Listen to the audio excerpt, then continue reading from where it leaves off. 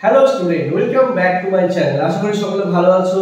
আজকে যে বিষয়টা নিয়ে তোমাদের সাথে আলোচনা করব সেটা হচ্ছে কম্পিউটার অ্যাপ্লিকেশন এবং কম্পিউটার সায়েন্সেরও রয়েছে, সেটা হচ্ছে নেটওয়ার্কিং। তো নেটওয়ার্কিং এর ক্ষেত্রে তোমরা আশা করি অনেকটাই পড়াশোনা করেছো। তোমাদেরকে আমি যেটা বলবো সেটা হচ্ছে খুব ইম্পর্টেন্ট কিছু টপিক আছে, সেগুলো খুব আলোচনা করে নেওয়া দরকার। যেমন হচ্ছে আমাদের এখানে যে দেখবে যে সিগন্যাল, আমাদের বইতে দেখবে অ্যানালগ সিগন্যাল বা ডিজিটাল সিগন্যাল। আমরা যে সিগন্যালিং এর কথা যেটা বলা হয়, ডেটা কমিউনিকেশনের ক্ষেত্রে যখন আমরা তথ্যগুলোকে আদান প্রদান করি, সবসময় মনে রাখবে যে আমরা ডিজিটাল মাধ্যম এবং অ্যানালগ মাধ্যম দুটো মাধ্যম হয়, ঠিক আছে। আমাদের যখন আমরা তথ্য প্রেরণ করছি কম্পিউটারকে তথ্য প্রেরণের জন্য ডিজিটাল সিগন্যাল প্রেরণ করতে হয়। আর যখন টেলিফোনের তারের মধ্যে দিয়ে যখন সিগন্যালটা যায় সেটা হচ্ছে অ্যানালগ সিগন্যাল। তো এই অ্যানালগ ডিজিটাল এটা ভালো করে বুঝতে হবে, ঠিক আছে। দেখবে বইতে দেওয়াই আছে অ্যানালগ কমিউনিকেশন বা ডিজিটাল কমিউনিকেশনের ক্ষেত্রে। তো আমরা দৈনন্দিন জীবনে বেশিরভাগ ক্ষেত্রেই আমরা ব্যবহার করে থাকি অ্যানালগ সিগন্যাল। আমরা যে কথা বলছি, ভয়েস কমিউনিকেশন করছি, সমস্ত ক্ষেত্রে কিন্তু আমরা অ্যানালগ সিগন্যালকে ব্যবহার করছি। এবং এই অ্যানালগ সিগন্যালের হচ্ছে আসলে একটা ইলেকট্রোম্যাগনেটিক ওয়েভ। এই ইলেকট্রোম্যাগনেটিক ওয়েভের মাধ্যমে কিন্তু তথ্যগুলোকে প্রেরণ করা হয়ে থাকে এবং আমরা এক কম্পিউটার থেকে অন্য কম্পিউটার তথ্যগুলো এইভাবে প্রেরণ করা হয়, ঠিক আছে। এবার বিষয়টা হচ্ছে আমাদের এখানে যে তথ্য প্রেরণ করার ক্ষেত্রে যখন আমরা টেলিফোনের তারের মধ্যে দিয়ে প্রেরণ করছি তখন হচ্ছে সেটা অ্যানালগ সিগন্যাল প্রেরণ করা হচ্ছে, এবং যখন কম্পিউটারে প্রেরণ করা হচ্ছে সেটা ডিজিটাল সিগন্যাল। এবার ডিজিটাল সিগন্যাল আসলে কি? ডিজিটাল সিগন্যাল হচ্ছে 0 আর 1 দ্বারা গঠিত, ঠিক আছে। এখানে 0 বলতে অফ বোঝানো হয়, 1 বলতে অন বোঝানো হয়। এখানে প্রত্যেকটা সিগন্যালকে আমরা বাইনারি সংখ্যা দিয়ে বুঝি, আর হচ্ছে আমাদের বিট বাইনারি সংখ্যা 0 আর 1 দ্বারা এখানে রিপ্রেজেন্ট করা হয়। তোমরা দেখবে বইতে দেখবে ব্লক আকারে বা স্কোয়ার ওয়েভের মাধ্যমে এটা প্রকাশ করা হয়েছে। আমাদের যখন কোনো তথ্য যখন থাকে তখন 1 দ্বারা প্রেজেন্ট করা হয়, যখন কোনো তথ্য থাকে না তখন সেটা 0 দ্বারা প্রেজেন্ট করা হয়। এই হচ্ছে আমাদের ডিজিটাল সিগন্যাল, ঠিক আছে। এরপরে তোমাদের দেখবে বইয়ের পৃষ্ঠা উল্টালে দেখতে পাবে যে মোড অফ কমিউনিকেশন। তো মোড অফ কমিউনিকেশনের ক্ষেত্রে তোমরা জানবে সিমপ্লেক্স মোড। সিমপ্লেক্স মোডের ক্ষেত্রে কি হয়, আমাদের যখন তথ্যগুলোকে প্রেরণ করা হয় একদিকে যখন তথ্যটা প্রেরণ করা হচ্ছে মানে একমুখী, মানে এখানে বলা আছে দেখো সিমপ্লেক্স মোডে কেবলমাত্র একদিকে তথ্য প্রেরণ করা হয়, অর্থাৎ তথ্য প্রবাহটি একমুখী হয়। মানে তথ্য যখন প্রেরণ করা হচ্ছে একটা কম্পিউটার থেকে অন্য কম্পিউটারে তথ্যটা প্রেরণ করা হচ্ছে, কিন্তু সেই কম্পিউটার থেকে এই কম্পিউটারের তথ্যটা ফেরত আসছে না। তার মানে আমাদের যেমন একটা উদাহরণ আমরা দিই, কিবোর্ড থেকে আমরা কম্পিউটারে তথ্য প্রেরণ করছি, কিবোর্ডে কি তথ্য প্রেরণ ফেরত আসে না। তাহলে তথ্যটা একমুখী। যেমন আমরা রিমোট দিয়ে এসি অন করছি, টিভি অন করছি, সেক্ষেত্রে রিমোটের যে সিগন্যালটা আমরা টিভিতে পাঠাচ্ছি সেটা একমুখী। তো এইরকমই হচ্ছে আমাদের কি আমাদের তথ্য প্রেরণ সিমপ্লেক্স মানে তথ্য প্রেরণ করা হয়। এবার হচ্ছে হাফ ডুপ্লেক্স। হাফ ডুপ্লেক্স মানে তথ্য প্রেরণ উভয় মুখে হয় কিন্তু একই সময় নয়। মানে তুমি একই সাথে দুদিকে তথ্য প্রেরণ করতে পারবে না। মানে তথ্য প্রেরণ করার পরে, তথ্য প্রেরণ হয়ে যাওয়ার পরে তারপরে তথ্যটা সেই তারের মধ্যে দিয়ে আবার ফেরত আসবে। তার মানে তথ্য প্রেরণ করার ক্ষেত্রে এখানে একটি মাত্র তার ব্যবহার করা হয়, এবং এই যে তথ্য প্রেরণ করার ক্ষেত্রে যখন একটি ডিভাইস তথ্য প্রেরণ করে অন্য ডিভাইসটি তথ্যটা রিসিভ করে, এবং এই একইভাবে তথ্য প্রেরণ করা হয়ে গেলে অন্য একটি ডিভাইস তথ্য প্রেরণ করবে আর একটা ডিভাইস গ্রহণ করবে। একই সাথে তথ্য প্রেরণ করা এবং গ্রহণ করা মানে একই তারের মধ্যে দিয়ে তুমি তথ্য প্রেরণ করছো এবং গ্রহণ করছো, একই সাথে সেটা সম্ভব নয়। মানে তথ্য প্রেরণ হয়ে গেলে তারপরে আরেকজন সেই তথ্যটা প্রেরণ করতে পারবে, ঠিক আছে। মানে তথ্য এ থেকে বি তে যখন তথ্যটা চলে যাবে তারপরে বি থেকে এ তে তথ্য পাঠাতে পারবে, ঠিক আছে। এবার আছে full duplex mode. Full duplex মোডে কি হয়, তথ্যটা প্রেরণের জন্য দুটি তার ব্যবহার করা হয়। একটা তার থেকে এ থেকে বি তে যায়, আর বি থেকে এ তে আসে। তার মানে কি হচ্ছে, একই সাথে আমরা উভয় মুখে তথ্য প্রেরণ করতে পারছি, মানে একই সাথে দুটো ডিভাইস তথ্য প্রেরণ করতে পারছে, এ থেকে বি তে যাচ্ছে আবার বি থেকে এ তে আসছে। আশা করি বুঝতে পেরেছো। এই যে হাফ ডুপ্লেক্সের ক্ষেত্রে উদাহরণ হচ্ছে ওয়াকি টকি, আর ফুল ডুপ্লেক্সের ক্ষেত্রে হচ্ছে আমাদের টেলিফোন। বুঝতে পেরেছো আশা করি। দেখো তোমাদের এই যে চ্যাপ্টারটা আছে, নেটওয়ার্কিং চ্যাপ্টারটা কিন্তু একটু বোঝার আছে। যারা যারা এই চ্যাপ্টারটার উপর বিস্তারিত আলোচনা বা বিস্তারিত ক্লাস তোমরা দেখতে চাও, আমার যে চ্যানেলের পাশাপাশি আমি একটা অ্যাপ্লিকেশন আছে আমার, মুখার্জি একাডেমি, তাতে তোমরা সমস্ত ক্লাসগুলো পেয়ে যাবে।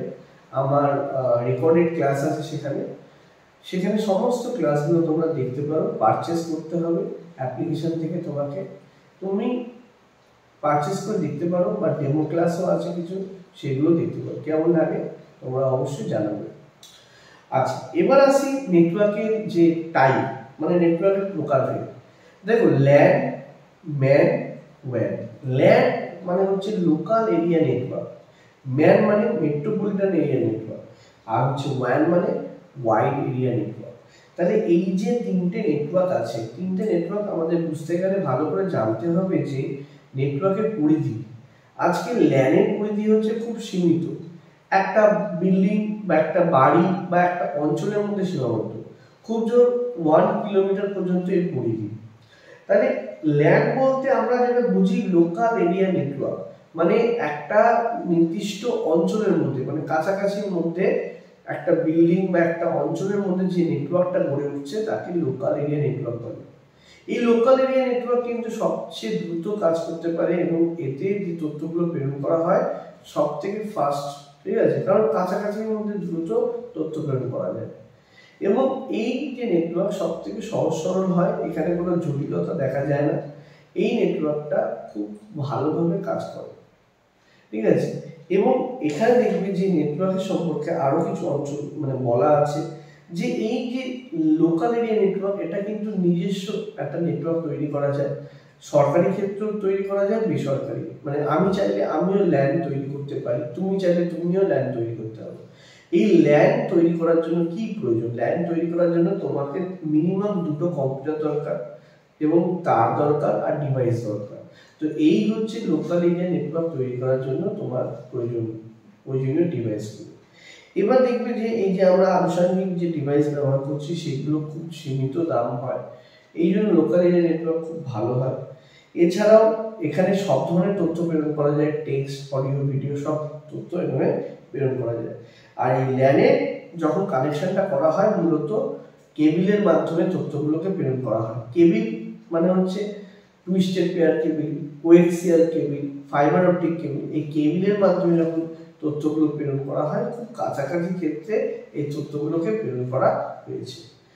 এছাড়াও তোমরা দেখতে পাবে এখানে যে কম্পিউটারগুলো যুক্ত আছে, সেই কম্পিউটারগুলোর একটা জ্যামিতিক আকার আছে, নির্দিষ্ট জ্যামিতিক আকার, এটা পরবর্তীতে পড়ানো হবে।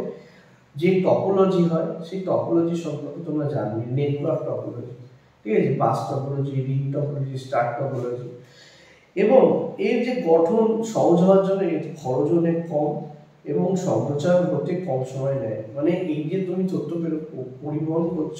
পরিবেশন করছো কম সময়ে তোমার তথ্য প্রেরণ হয়ে যাচ্ছে এবং খরচটাও তুলনামূলকভাবে অনেকটাই কম। আশা করি ল্যান্ড সম্পর্কে বুঝতে পেরেছো। এবার চলে আসি ম্যান। ম্যান বলতে metropolitan area network. Metropolitan area network বলতে আমরা বুঝি একটা শহরতলির মধ্যে যে নেটওয়ার্কটা গড়ে উঠেছে, একটা শহরের মধ্যে যে নেটওয়ার্ক গড়ে উঠেছে সেটাকে বলা হয় মেট্রোপলিটন এরিয়া নেটওয়ার্ক, ঠিক আছে। এটা তোমার দেখবে 1 কিলোমিটার থেকে 120 কিলোমিটারের মধ্যে হয়ে থাকে এবং এর জন্য ফাইবার অপটিক কেবল ব্যবহার করা হয়ে থাকে মূলত, ঠিক আছে। এছাড়া কোয়েক্সিয়াল কেবলও ব্যবহার করা হয়। এর উদাহরণ হচ্ছে লোকাল টিভি নেটওয়ার্ক, যে আমরা কেবল ব্যবহার করি, সেই লোকাল টিভি নেটওয়ার্ক হচ্ছে আমাদের এটার উদাহরণ, ঠিক আছে। আর এতে সব ধরনের মানে তথ্য প্রেরণ করতে পারা যায় এবং এতেও কিন্তু ডিভাইস, রাউটার, সুইচ, হাব এই ধরনের ডিভাইস কিন্তু ব্যবহার করতে দেখা যায়। আচ্ছা, এবার আমরা চলে আসবো ওয়াইড এরিয়া নেটওয়ার্ক, যেটা বলা হয় ওয়্যান। ওয়্যান হচ্ছে বলতে পারো ইন্টারনেট, নেটওয়ার্ক অফ নেটওয়ার্ক। আজকে ল্যান থেকে তৈরি হয়েছে ম্যান, মানে অনেকগুলো ল্যানকে যুক্ত করে তৈরি করা হয়েছে ম্যান, এবং ম্যান থেকে তৈরি করা হচ্ছে ওয়্যান। এই ওয়্যানের ফলে কি হচ্ছে, পৃথিবী জুড়ে যে নেটওয়ার্ক অবস্থিত আছে সেটাকেই বলা হয় কি, ওয়্যান। পৃথিবীর সমস্ত কম্পিউটারকে যদি যুক্ত করা হয় তাহলে তৈরি হয় ওয়্যান। প্রত্যেকটা ল্যান ওয়্যানের সাথে যুক্ত আছে, তাহলে একটা ইন্ডিভিজুয়ালি কম্পিউটারকেও কিন্তু আমরা বলতে পারি ওয়্যান, যখন সেটা ইন্টারনেটের সাথে যুক্ত থাকে। তাহলে ওয়্যানের ভৌগোলিক এলাকা কিন্তু পুরোটা মানে পুরো পৃথিবী জুড়ে সমস্ত জায়গায়, দেশ বিদেশ সব জায়গায় আমাদের ওয়্যানের ব্যবস্থা আছে। ওয়্যানের মাধ্যমে আমরা কি করছি, পৃথিবীর যে কোনো প্রান্তে আমরা তথ্য আদান প্রদান করতে পারছি, খুব কম সময়ে একজনের সাথে একজন কথা বলতে পারছি। এবং যোগাযোগের ক্ষেত্রে আমাদের এখানে যে তার ব্যবহার করা হয় খুব কম, বিশেষ করে আমাদের ওয়্যারলেস মিডিয়ায় বেশি ব্যবহার করা হয়। স্যাটেলাইট কানেকশনের মাধ্যমে তথ্যগুলোকে প্রেরণ করা হয়।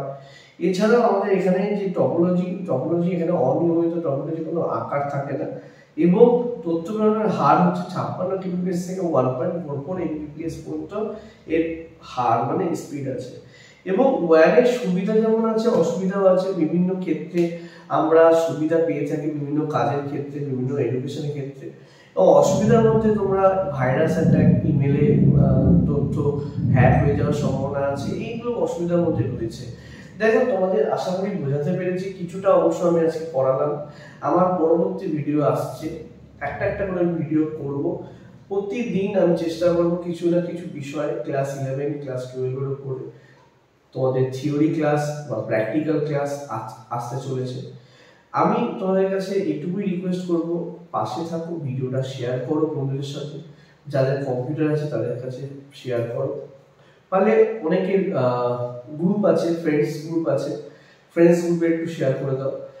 আমার আসলে চ্যানেলটা অনেকদিন ভিডিও না করার জন্য চ্যানেলটা বসে গেছে। তোমাদেরকে জানাই যে আমি অনেকদিন মানে টিউশন করার জন্য, মানে টিউশন দেখতে পাচ্ছ আমি ব্যাচে আছি, ঠিক আছে।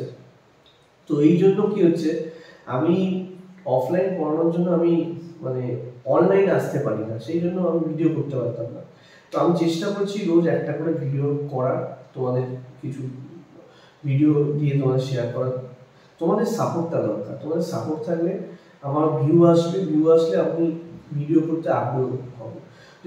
যদি কম আসে, তাহলে ওয়াচ টাইম যদি কম হয়, তাহলে আমারও মানে ভিডিও করার ইন্টারেস্টটা হবে না। তো আমি চেষ্টা করছি তোমরা একটু আমাকে সাপোর্ট করো। যারা ভিডিওটা দেখছো, শেষ পর্যন্ত যারা দেখেছো, তাদের কাছে একান্ত রিকোয়েস্ট, তোমরা পাশে থেকো, সাপোর্ট করো। Thank you so much.